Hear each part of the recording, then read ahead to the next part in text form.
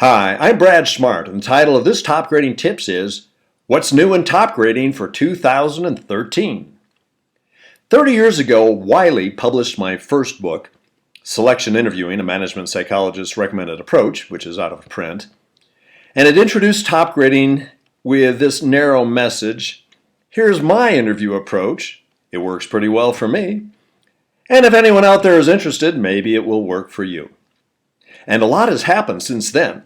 This article summarizes the state of the art in top grading with the innovations featured in the third edition of Top Grading, which, when released in 2012, made the New York Times and Wall Street Journal bestseller lists, and for a short period of time was the #1 bestseller of all 17 million books sold in the U.S., beating out 50 Shades of Grey. No comments, please. If you already have the book, skip this top grading tips article. But if not, here's what's ahead. What's new in top grading, the proven hiring and promoting method that turbocharges company performance. That's the third edition of Top Grading. And a lot is new. As the title suggests, this edition proves that top grading companies perform better. The first edition, in 1999, said, "Here are the methods I've used professionally, and companies improve their talent because, frankly, I pick the winners, and by the way, maybe you can copy what I do and improve your results." Only a few managers seem to do it. The second edition of Top Grading in 2005 said, "I've taught leading companies such as General Electric, Barclays, Honeywell, American Heart Association, and many others how to use top grading, and they're definitely hiring and promoting a lot more high performers. So follow the top grading methods and you can too." Preparing this third edition, I asked, so what? Does better talent really make a difference? Of course, top graders unanimously say. The new book quotes dozens of CEOs who say top grading has made their company more successful. Next, top grading is for all companies, large and small. Tiny, small, medium-sized companies can afford fewer mishires than can big companies. And all of the top grading methods work perfectly well in all companies. It was my fault that the image of top grading became, "This is for big companies." In earlier top grading books, I cited many leading companies that embrace top grading, and of course, they are huge companies. They dominated the 2005 edition of Top Grading, but the third edition showcases extremely diverse organizations. A few big, but most small, growth, lots of entrepreneurial, domestic companies, and international in well over 100 countries. Next, this is new, human resources can launch Top Grading. Until very recently, CEOs would engage my company to assess and coach the top team, and I would screen replacements. All managers, starting with the top team, participated in 2-day top grading workshops, and after that they would conduct their own top grading interviews, and they would hire better. The company would invest in a license to use all the top grading forms and guides, and boom, top grading would be launched. The head of human resources historically almost never was the driver of top grading, because if their peers balked at top grading, and their peers ran to the CEO, and if that CEO did not support HR's wanting thorough top grading interviews, or the A-player standard, or candidate arranged reference calls, or whatever, the legs were cut out from under HR. But today, HR can, and every day HR does, launch top grading by quietly introducing powerful online screening tools, which get better candidates in for interviews. And those online tools include a printout of the top grading interview guide, and without necessarily much fanfare, hiring success improves.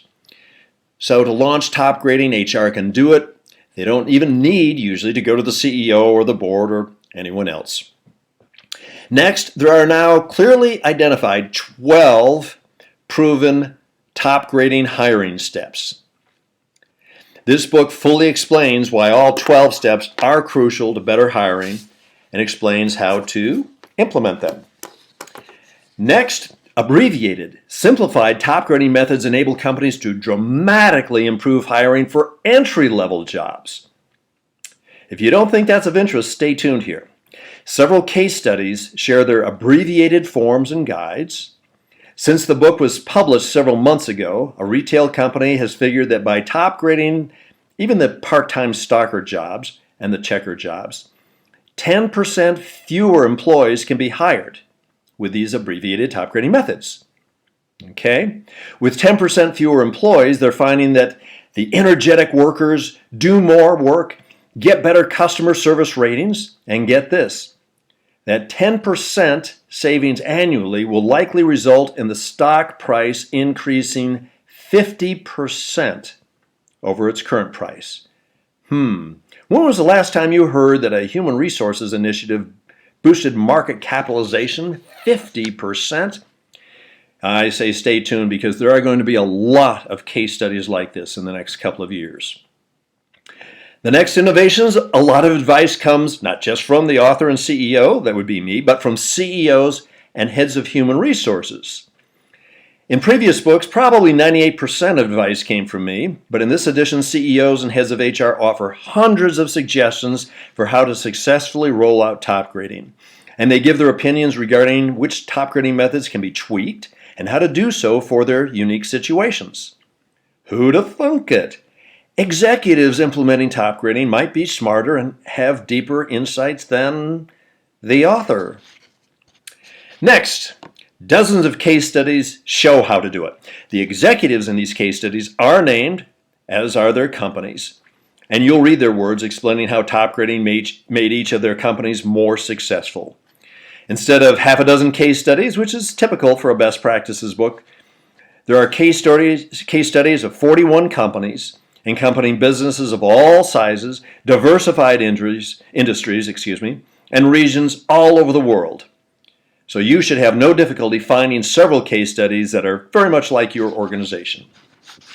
Next, the case studies are presented in a unique way, and one I hope you'll like.